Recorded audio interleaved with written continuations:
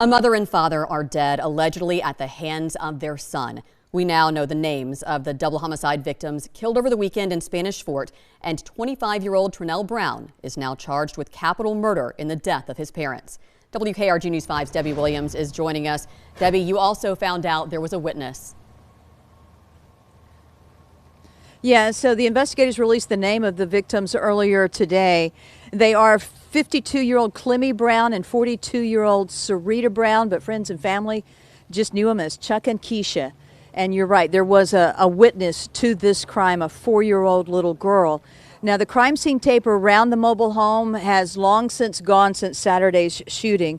Investigators say Trinell Brown fired off more than a dozen rounds from an AR-15 rifle, shooting his mother and father multiple times, all while his 4-year-old daughter was in the home.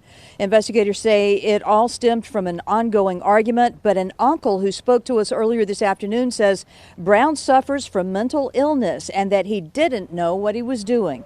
Investigators say Brown got off work Saturday, went home, and murdered his parents.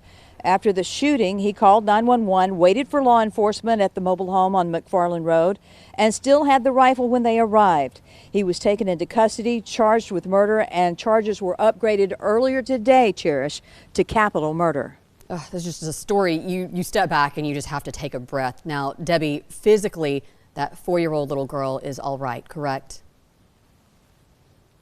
Yes, she is. I mean, so it's just a tragic situation all the way around. And then when we learned that this little girl was inside the home, the uncle telling us this afternoon that there was no way that Trinell Brown intended to harm the child at all. She was in the custody. The grandparents had legal custody of her and was raising her as their own. She is okay. We're told she is with relatives tonight. Just heartbreaking. Debbie, Brown has not yet been granted bond.